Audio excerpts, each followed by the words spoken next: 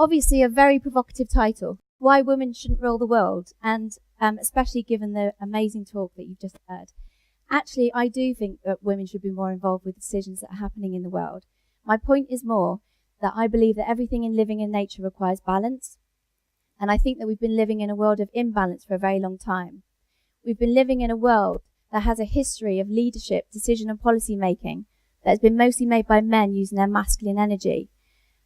And energy is an important word to me because I'm not here today to talk to you about gender equality. I'm here to talk to you and to tell you about and share with you an ongoing conversation and passion I have for creating cultures and communities where we can empower men and women to tap into both their masculine and feminine energy and bring their whole selves to everything that they do. I'd like to share with you a journey that started for me here 7 years ago in Delhi, which is quite synchronistic, actually, where I was lucky enough to be nominated and selected for the 10th Duke of Edinburgh Commonwealth Study Tour, working together for inclusive development and growth. The first Commonwealth Study Tour was set out to be, in the words of its founder, His Royal Highness Prince Philip, an extraordinary experiment. The purpose was to bring together future leaders from the Commonwealth countries and give them an opportunity to challenge their assumptions and prejudices, to go out and explore the relationship between industry and the communities that are in it, and to come back and share their conclusions. And for me, it was an extraordinary experiment. We had just under 200 leaders from around the world, from 30 different countries, from extremely diverse backgrounds, working together in groups of 12 to 15 to answer specific issues for the host countries of India and Malaysia. And then we had to present back in a conference full of the media, heads of business, heads of government, and Princess Anne and Prince Philip.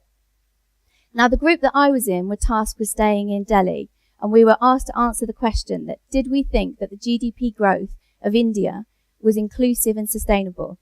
Now, this was extraordinary in itself for me, but what I found most fascinating was the absolute diversity of the group that I was working in. We were from completely different backgrounds, completely different cultures. We didn't know each other for a start, and so we were all wondering, how are we going to work together?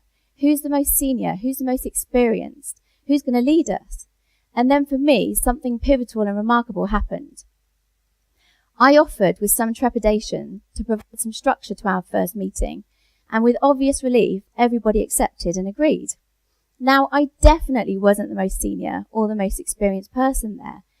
And also, I was a woman working in a predominantly male industry, and yet here I was in India, stepping into a leadership vacuum to provide structure, and it had impact.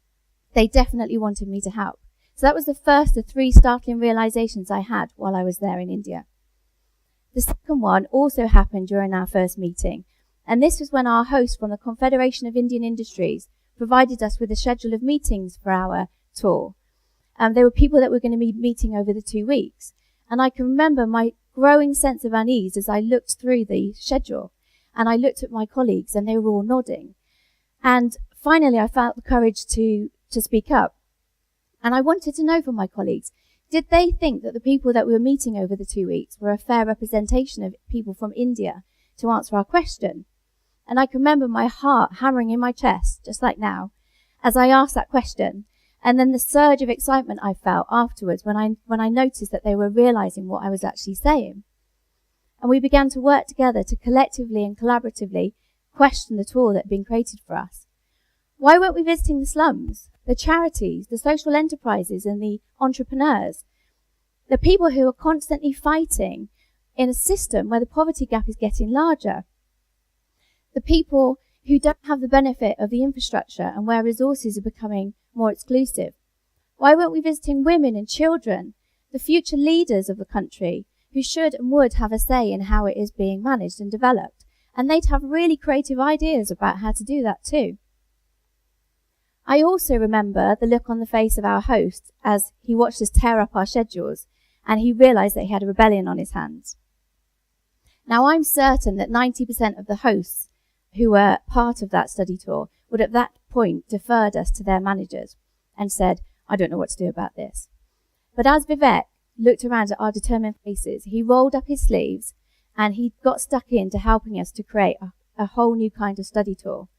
And in that moment, Vivek became not only our host, but also our colleague and our co-conspirator in the most positive of ways.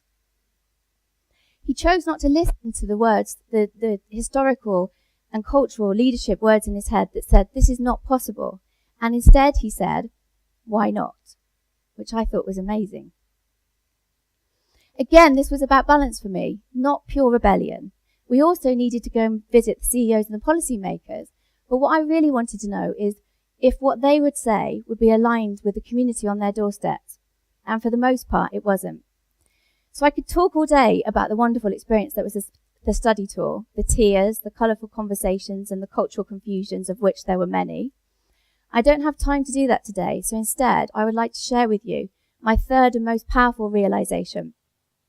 One that has shaped my life and career and has brought me to be on this stage here before you today. After a week on the tour, a small group of us decided to embark on another small rebellion to satisfy our curiosity about dining out in Delhi. So again, in a synchronistic moment, we took a taxi to Connaught Place, where we found a beautiful rooftop restaurant. It was Italian, it was lovely, just what we needed. We sat and had an amazing meal. And when we'd finished and we were paying, something happened that will stay with me for the rest of my life. From the street below, we heard a crash and a squeal of brakes and human cries, and when we looked over the rooftop, we saw a man lying in the street, surrounded by pieces of a broken cart. Now, there were people stood around him, but from what I could see, nobody was doing anything to help, so I quickly rushed down. The man lying in the street was an Indian of low caste. He was an untouchable, I think. His head was bleeding, and as I sat on the floor and I held his hand in mine, although we couldn't speak with any language, I knew without a shadow of a doubt that the fear in his eyes wasn't because he was probably going to die. It was because he was leaving behind a family that had nothing and nobody to provide for them. The Indian people that were stood around us were higher caste, and in our ignorance, we shouted at them to get help. Why weren't they doing anything to get an ambulance? We were so shocked by the lack of compassion that we were seeing, the lack of empathy. Here was a human being potentially dying in my hands, and his fellow countrymen and women weren't doing anything to help. We just couldn't understand what could be the cause of this. And then eventually, one of the people stood around us decided to challenge our ignorance and said that the unwritten rule in Delhi at the time was that if you took somebody to specific hospitals, you ran the risk of being liable for their medical bills. So this made me stop and think. In a country where accidents and injuries and death are constant and life can seem cheap, you would either have to develop indifference or risk the potential for poverty yourself by trying to help everybody that you meet. So for me, the issue wasn't the people stood around that day who weren't helping. The issue is a system that creates a society where people don't feel that they can help. And this is my point. I'd like to hazard a guess that the individuals who made that rule were making it from a masculine energy. They were quite rightly thinking about the practicalities of underfunded hospitals overrun by injured and sick people who can't afford to pay for their medical bills. Possibly they were thinking about the growing population in the city and slums that don't have the infrastructure to support them. They were maybe even thinking from a survival of the fittest or the richest mentality. Now I'd like to return to my original provocative statement about why I don't think women should rule the world. And I think about this rule being made by individuals, not men or women, but individuals using purely feminine energy. And the fact is that if we tried to help everybody that was out there that needed it without the infrastructure to support us, then it's virtually impossible for society to continue. This is why balance is important. So I believe that by using a balance of energies, we can potentially create a new global system where we can freely experience our human empathy. We can react to our natural instincts to help, knowing that we have the resources and the infrastructure to support this. Now, unfortunately, I can't tell you what happened to the man in that street that day. Eventually, an ambulance did turn up, and we watched as the ambulance men got out and literally picked him up by his hands and feet once they realised who he was and threw him into the back of the ambulance. But in that moment, myself and my colleagues, we felt triumphant. We felt that we'd done something. Standing here before you today, I know that the only triumph of that day was the butterfly effect of change that it started with the media interest that had galvanised, and also that it unlocked in me a deep desire to make change happen in the world and to create balance. Which leads me to share with you why I think that the study tour was so life-changing and magical for us.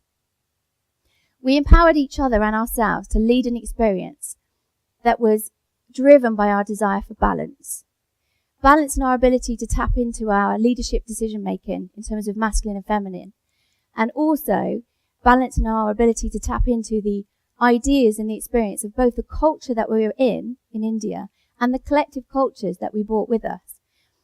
And that enabled us to authentically and fearlessly provide recommendations that, if followed, we felt could make sustainable change happen. Collectively, we have the knowledge to create global societies and communities that are empowering for everybody. We have the information, the material and the resources to make new kinds of decisions based on our historical experiences that will enable us to change the world for the better. Now, I'm lucky enough to be part of a movement of global leaders and influencers who are working collectively towards this goal. I may be idealistic in my approach, but I believe I would like us to create corporations that are compassionate and creative as well as commercial, by developing symbiotic relationships between the corporate and the creative worlds, and empowering our leaders to tap into both their masculine and feminine energies. I believe that we can redefine social and business norms, we can unlock potential, and ultimately create authentically fearless cultures that will change the world effortlessly for the better. So what does balance mean to me? So everything that we do with Roundtable this year is focused on balance. From the Positive for Youth Awards that we run for young people, where we're getting them to explore gender balance globally, to the World Assembly for Women, which is providing opportunities for individuals and globally and organisations to commit to action globally. So I would like to leave you all with a question today. And that is, what do you think a world balanced by masculine and feminine leadership energy would look like? And what would that mean to you? Thank you very much for listening.